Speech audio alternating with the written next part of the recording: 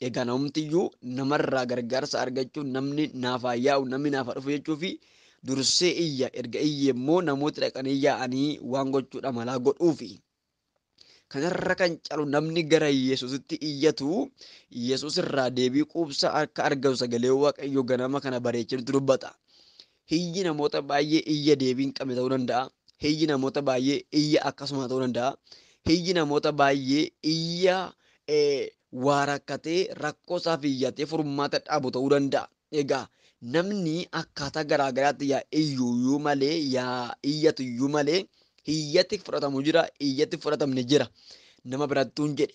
Yesuus garuu iyya ijoollesaa isa lafa onaa keessa dhaabbatanii iyyanii iyya ijoollesaa isa deebii dhabanii iyyanii fi guyyaa gaaf tokko deebii deebisuudhaaf callisee hin beeku.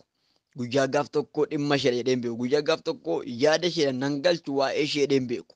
Guyyaa gaaf tokko dhimmi isaa nan galchu jedhee hin beeku. Gaafa itti iyyannu atattamaan iyya keenyaaf deebii laachuuf jedhee samii gubbaarra gannuu dhufa. Ameen ameen ameen. Kanaaf Waaqayyoo iyya kee dhaga'eera.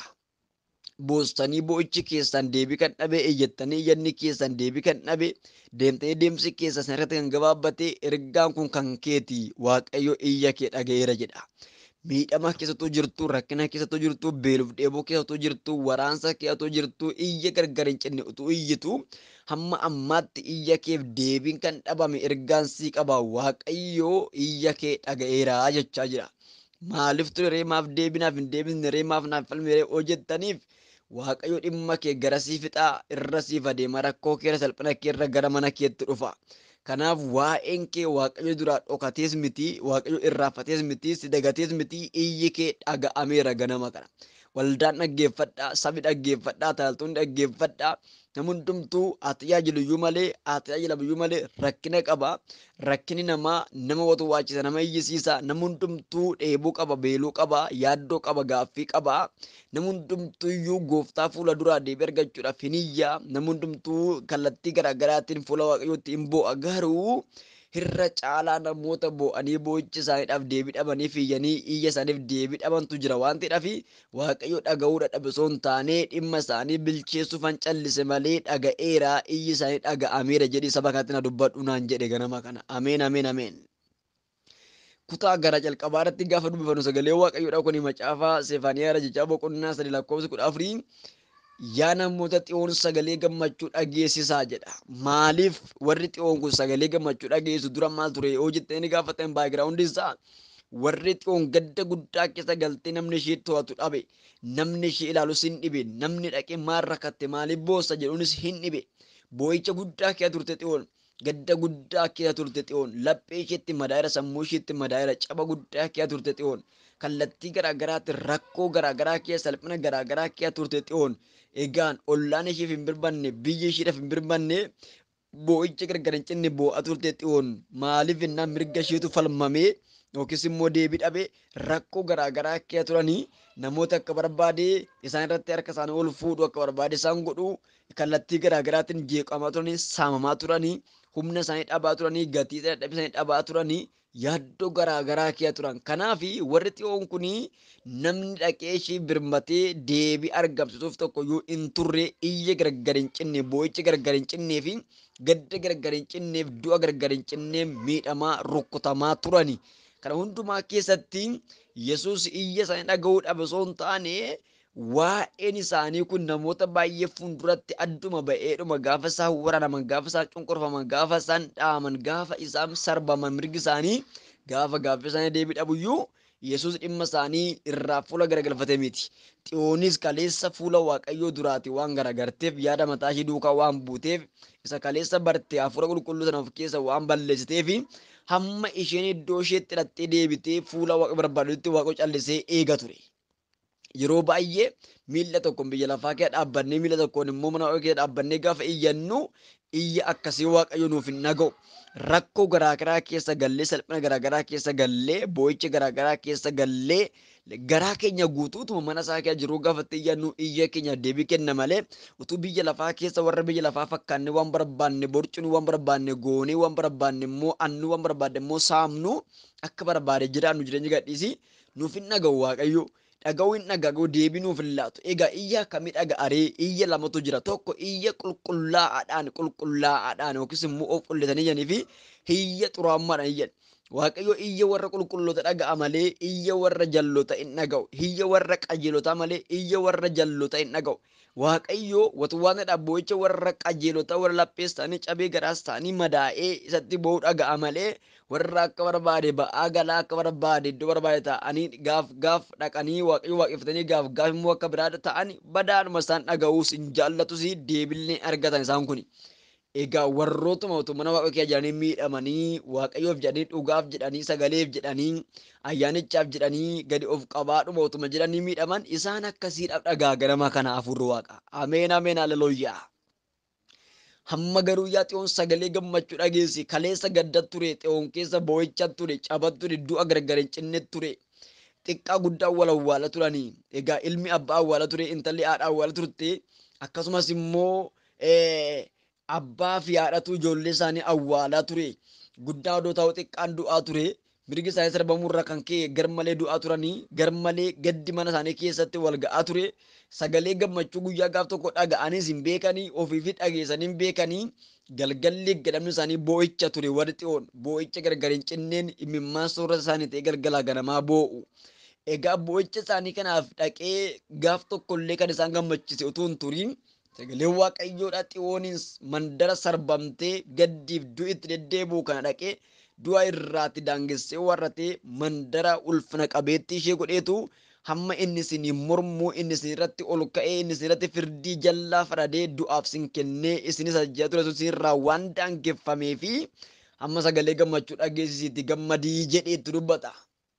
Namni gaaf tokko kolfee hin beekne gaafa kolfu, namni gaaf tokko gammadee hin beekne gaafa gammadu, namni gaaf tokko ifa argee hin beekne gaafa ifa argu gammachuu attamiitu laphee namaa guutatanii yaaddu. Egaa firoota koo namni guyyaa gaaf tokko ka'ee deemee hin beekne keessumaa wangeela Yohaannis boqonnaa 5:5 gubbaarratti namicha waggaa 38 sana gaaf tokko ka'ee dhaabbatee bishaanicha keessa namicha buusus hin turre innis danda'ee dhaqee keessan bu'u waan ta'eef Yesuus Kiristoos gaafa guyyaa isaadha rakkoodhuma isaarra adeemaa dhaqee waarratee ciisaa bishaanichaa fuula duratti namicha kanaan ka'e siree kibatee adeeme gaafa ittiin jiru namichi suni guyyuma gaaf sanaa utuu baalaansiinsaa garaagaranitti kufuun jedhiin mogoleessa jabaatee siree isaa baatee gaafa adeemu gammachuu attamiitu namatti dhagaamattanii yaaddu. Lookiin lammaffaan immoo Perxemiloos namichi jedhamu ni jaaman kun karaa gubbaa taa'ee horii inni kadhatu yeroo hundumaa jaamaa waan ta'eef waan adii fakkaatu gurraachi fakkaatu diimaan maal akka ta'e waliin beeku maqaa ishee beeka malee jechuudha.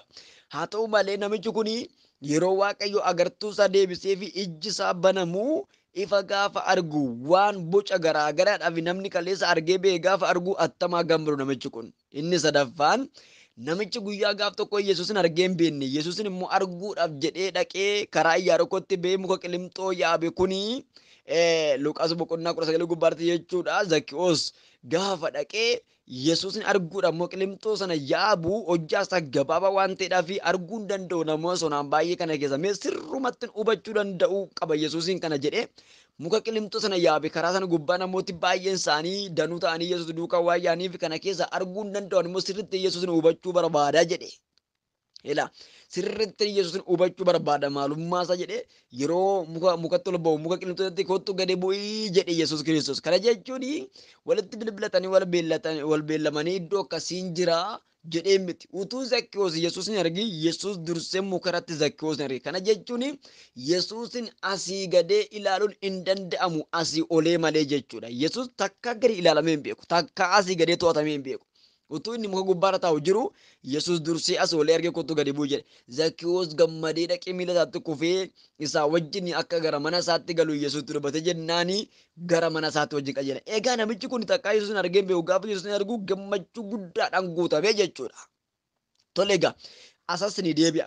Gara xiyoon kanatti gaafa deebi'u xiyoon guyyaa gaaf tokko gammaddee kan hin beekne kofaltee kan hin beekne fuula ishiidhaa kana ibsiteedhuma fuula gammachuudhaan walii wajjin jiraate kan hin beekne gaafa Yesuus ulfinaan gidduu isaanitti mul'atu gaafa Yesuus caba gadhee sana isaan ishee du'a irraa daangessu gammachuu guddaa akka isheen gammaduu qabdu itti dubbate. Yaa Yerusaalem ittiin jedhe yaa Israa'el sagalee keessan guddisaatti ol kaasaa yaa namoota Yerusaalem garaa keessan hundumaatiin gammadaa gammaduu keessas immoo beeskisaa dacheetti beeskisaa addunyaatti beeskisaa qilleensatti beeskisaa lubbu maleeyyitti lubbu qabeeyyitti beeskisaa siniifaa beekanii ani gammadeera jedhaa gammaduu keessan beeskisaa halleluuyaa. Utuun dubbataa jiru nama gadditti deddeebi'ee maatii ishee jeequ gidduu kana jira mucaa durbaa tokko gadditti deddeebi'ee maatii ishee kana jeeqaa isheen duukaa sammuu ishee baay'ee nyaatameera gadditti deddeebi'a. Tokko awwalanii gaafa warratanuu ammas kan biraatu jalaa du'a fira keessa maatii keessa bulayyan keessa mucaa durbaa gadditti deddeebi'ee utuma biyya ormaa jirtu gadda guguddaa keessummeessitee hammas lapheen koo maal ta'uudhaaf jaalata jettee yaaddoo guddaa keessa naasuu guddaa keessa galtee jirti mucaa durbaa tokko gadda sadii walirraan cinne takka taataa'etti dhufe keessummeessitee itti biyya ormaa jirtu gadda sadii boo'icha sadii caba gadheedha kuni lammaffaa immoo dhukkubbii sammuuti. Uma gochuun danda'amu amma maaltu ta'uuf jalaata jetteetu yaaddofti. Afurri qulqulluudha inni arfaffaan humna qabaatee dhufuudhaaf hoo jedhayyuu ani du'a kana maatii keenya daangesseera. Du'i inni arfaffaan dhufu kun daange'eera. Mana keessan gola keessatti ol seenu dunkaanni gaddaan dhaabbatu.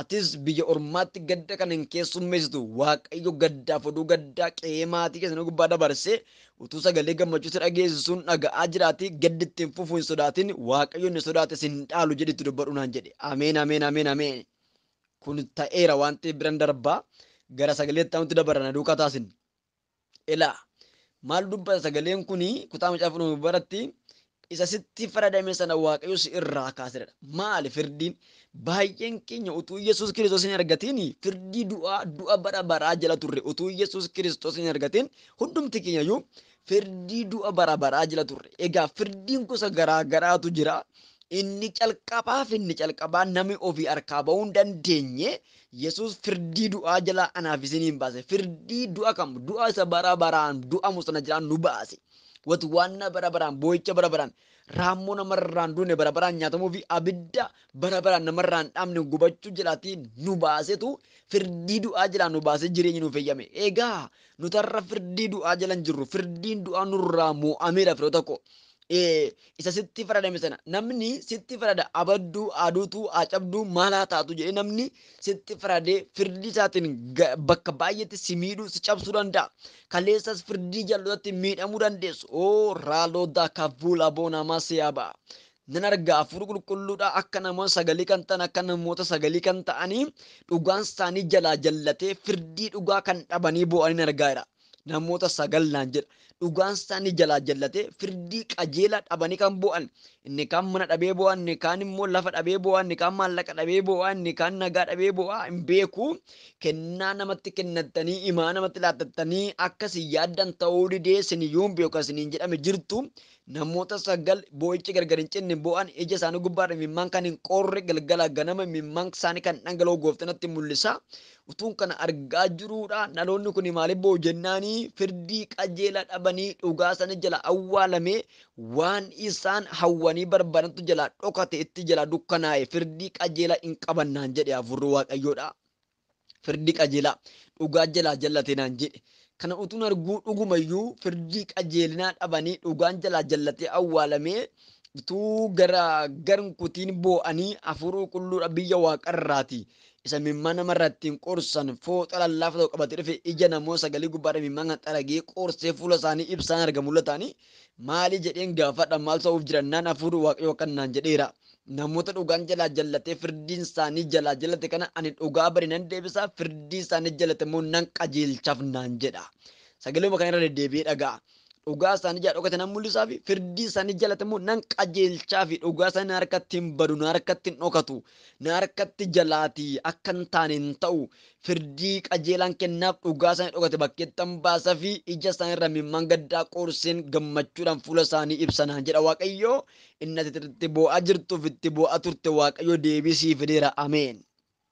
Sagalee kun maal jedha isa sitti faradame sana. Seexanni koo yeroo gara yerootti firdii du'aa jala firdii rakkina jala akka nuti ollee bullu hin godha. Haa ta'uyyuu malee firdii sana jalaa kan nu baasu harka waaqayyoon wajji jira. Si wajjin hin jira. Sitti faradamee habaddu aduutu acabdu jedhamee sitti faradame yoo firdii jallaa sirraa kan digurree waaqa ol sii ka'eera ganama kana. Gola keessa jirtan keessa mana kee jirtan keessa ijoollota baay'ee galgala ganamaa doorsifamtan. ijoollee baay'ee ijoollee durbaa biyya hambaartan doorsa guddaa keessa kan jirtan ilaalcha gaggadheedhaan warri isin ilaalan jiru warri isin hojjechiifatan jechuudha. Ilaalcha gaggadhee galgala ganamaa yaaddoo guddaa kee jiraattu isin ijoollee baay'ee lakkoofsan oli.